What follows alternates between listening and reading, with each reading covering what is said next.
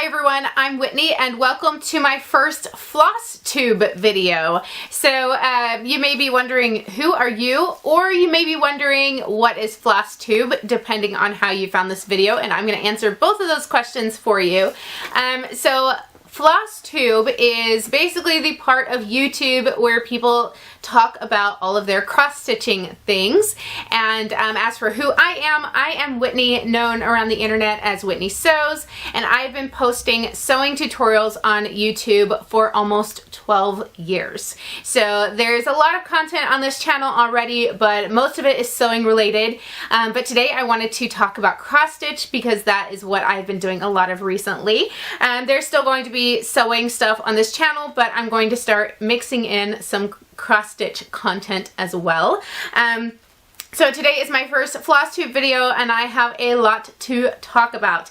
I started cross-stitching back in like upper middle school and high school, and that was a long time ago. So I have not been cross-stitching during the past 15 or so years, and then I just recently got back into it, and by recently I mean less than 2 weeks ago.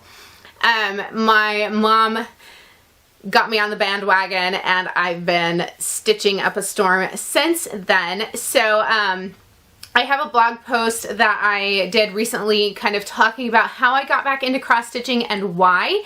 I will link that down below in the video description box, but the quick recap is I want something that I can do like in the evenings when we're sitting around watching a movie. I like to do something with my hands instead of just sitting and watching a movie. I like to multitask.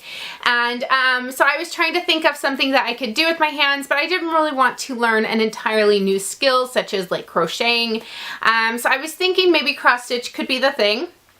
And then I found out that my mom had kind of come back into the cross-stitching community, and she inspired me and she introduced me to Flosstube, more specifically to Priscilla and Chelsea.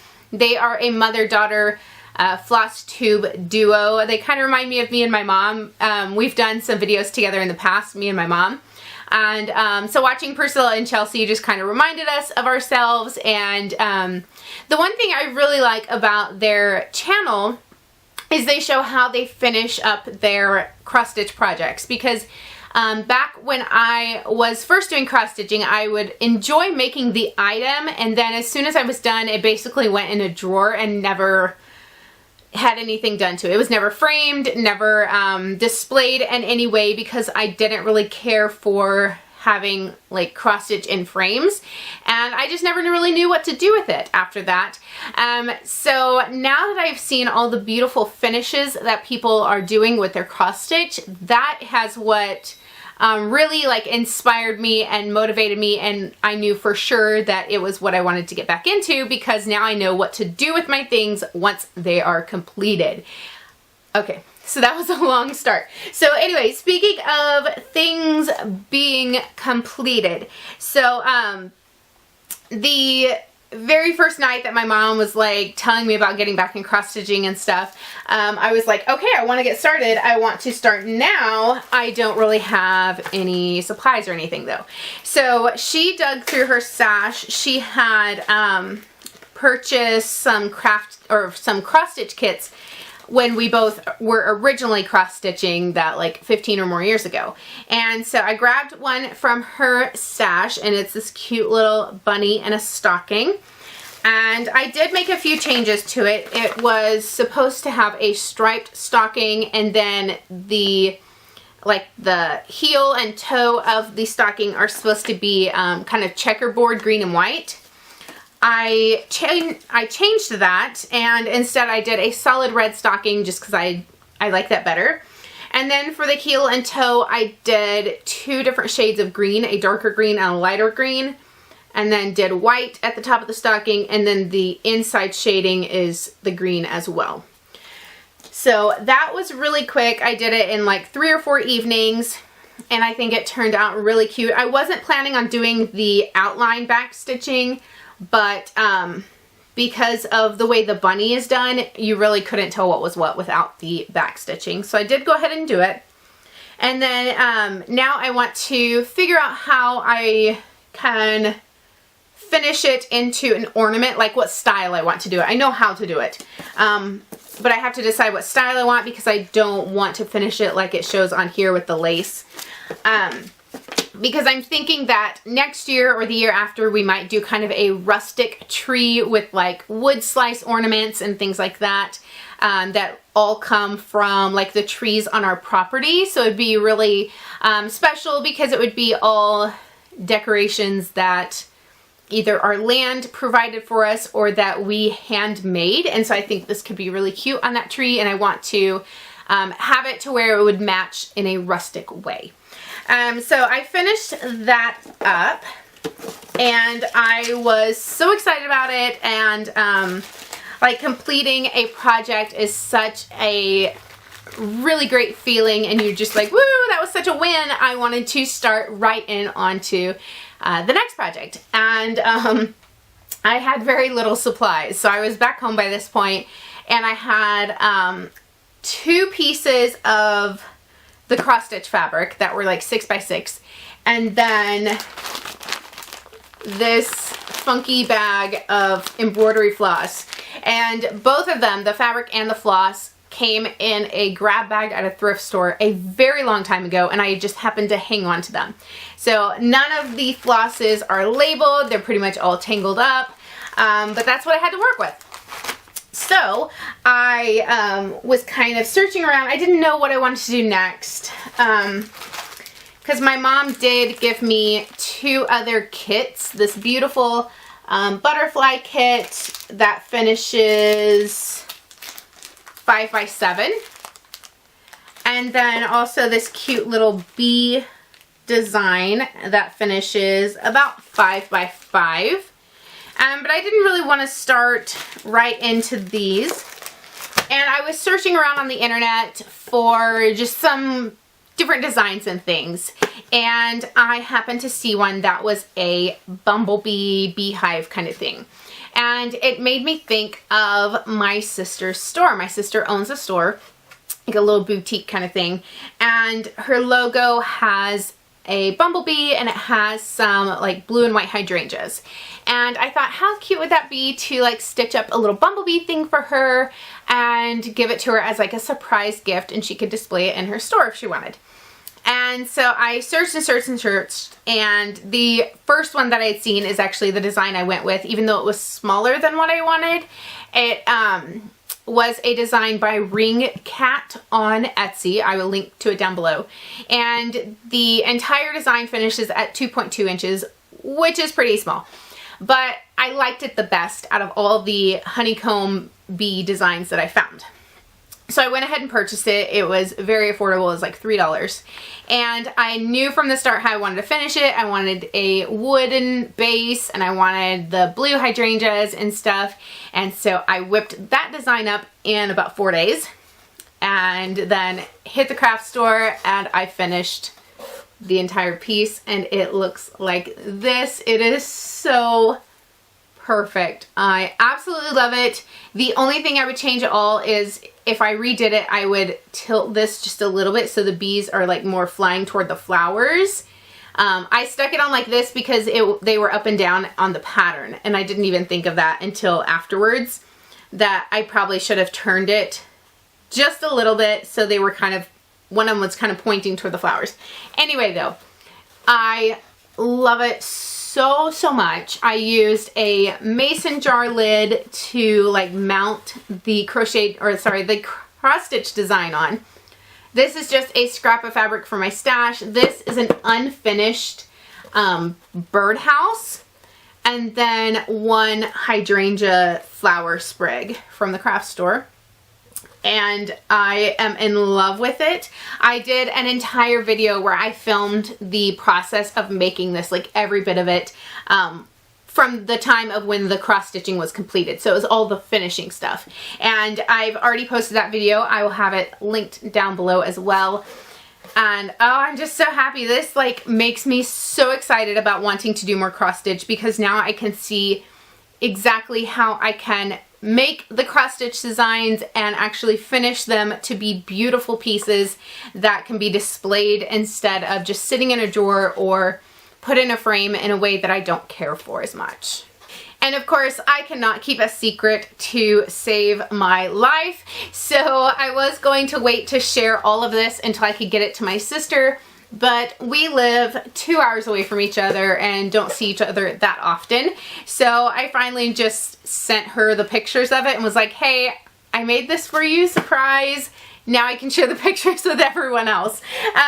So she obviously has not received it yet. She has not seen it yet in person, but she knows about it. And yeah, so that is my first like fully finished make ever, even though I have completed several different cross-stitching designs.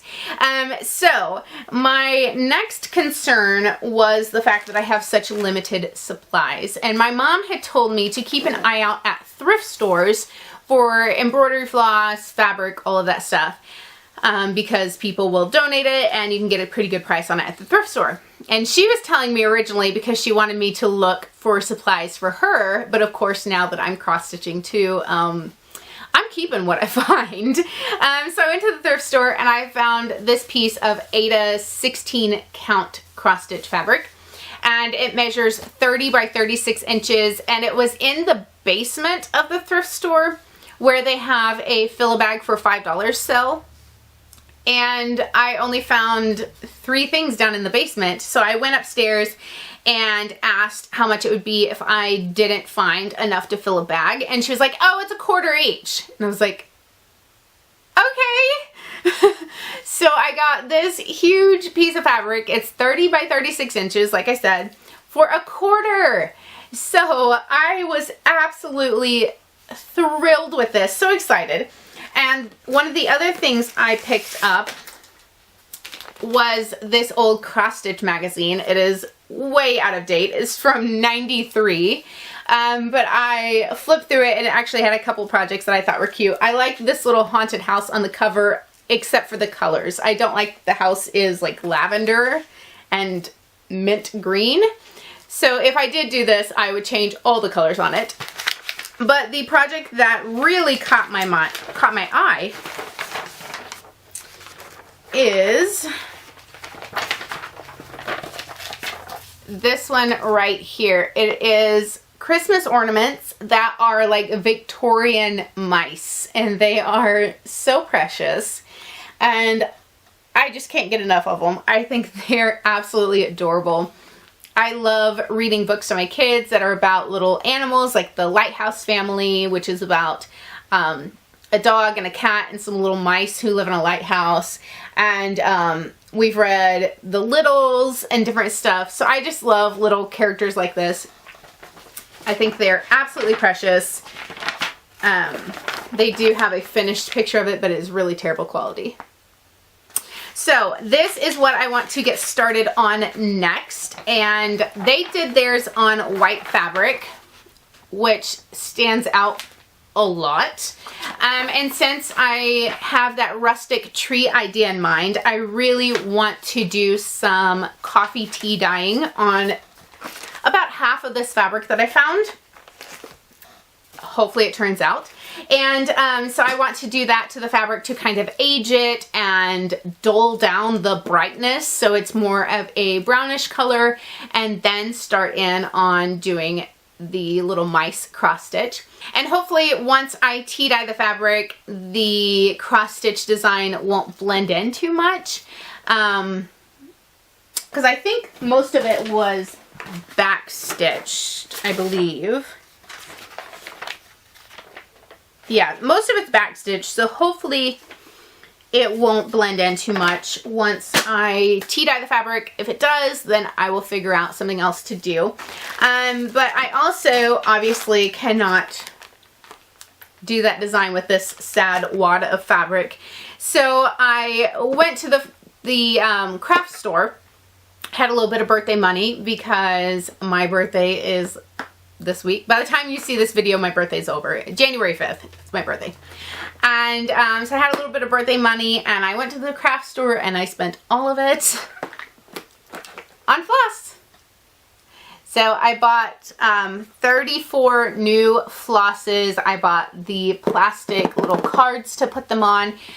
These are a few flosses I did have that were in here that I managed to sort out. And yeah, I'm like really happy with how these turned out because I cut the labels off of the embroidery floss and used double stick tape to tape the numbers on there so they look super nice and all organized and everything. So I am ready to roll as soon as I tea-dye my fabric and I can get started on those ornaments. So another thing I started doing in the past week or so was actually designing my own cross-stitch patterns. I like creating my own things. That's why I do my YouTube tutorials. I come up with different projects and things and design them exactly how I want them to be, and then I teach them to you all. So of course, as soon as I started cross-stitching, I started making my own designs because I want to make things that I know that I will like and have them be exactly how I want them. So I actually have stitched up one of the samples. This is the back side because I don't want to spoil what it is already. But this is one of the 2 cross-stitch fabric pieces that I did already have in my stash prior to this. But I have started stitching my design on the back. I did all of this in one evening because I was stitching at like super high speed as fast as I could just to see how the pattern would translate from paper onto the fabric.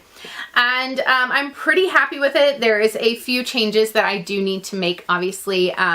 Being my first design, I had a few little errors and things in it. But yeah, it's really cool to draw something out on paper exactly how I want it and then sew it, like stitch it onto fabric and it make the same picture but better, you know, like it's really cool. And I am so excited about this and looking forward to like finishing up the rest of the designs. I want it to be a series of them, and so it's really fun to be designing all this and actually like seeing it turn out on fabric the way that I want. So yeah, here again is the back of the design. This is just one of them, and yeah, I'm really excited about it. And I'm sorry that I cannot show the front yet or show any more of it because it is like a secret project, sort of. So sorry about that. And the last thing I want to talk about is this right here. This is just a note card with a little bit of floss on it. And the point of this was when I was working on this project, I had so many like different shades of yellow, yellowish orange that it was hard to keep track of them because I was stitching like sitting on my bed and the lighting was not the best and they kind of all look really similar. So I cut just a couple inches off of each floss and taped them on here on a white card, and I put the symbol, like the name of it, the symbol that's on the chart, and then oh, the number, the Prismacolor number, because I was using my Prismacolors to color in the chart that I had downloaded. I printed out the like black and white copy, colored it in with Prismacolors so that it would match the floss that I was using, since I was using just stash floss and not the exact colors that the pattern called for.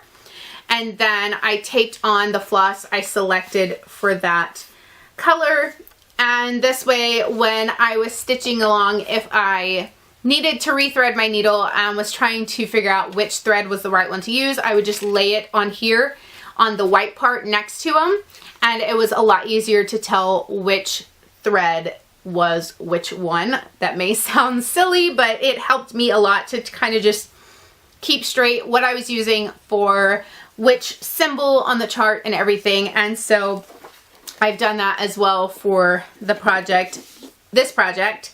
And that way also, if I set it down for a few days and, you know, come back to it later, I'm not like, wait, what was I using and all that. So, yeah, I don't know if that's helpful for anyone else, but I'm definitely going to continue to do this for upcoming projects. I think that is it. I would love to know if you cross stitch. Like I said, I cross stitched a long time ago back in high school, and then didn't do anything with it for almost 15 years, and then I'm finally back to it as of 2 weeks ago. And so I would love to know if you cross stitch, and if so, what kind of patterns do you like to do, or maybe your favorite cross stitch pattern designer, like what brand, what person do you like their designs of the most? Because I'm definitely looking for suggestions of things that I should cross stitch in the future. I think I want to stick with kind of smaller design for now. That way I can continue to stitch them up fairly quickly and feel like I'm accomplishing something instead of working on the same project for weeks and weeks, months on end without actually completing anything, because that kind of can get discouraging if you don't have like a finish in the middle of there. But yeah, so that is what I've done so far, what I'm working on, and I hope that you have enjoyed this video. Like I said earlier, I do have the entire video where I just showed doing all of this finish, and I already posted it on my YouTube channel. You can find it linked right over here to the side. If you are new to my channel, I'm so glad you're here. Please say hello in the comments, and if you have not already, please subscribe by clicking my picture right there. I would love to have you around and for you to watch my other videos. So yeah, until next time, happy sewing and stitching, or whatever you like to do. Bye.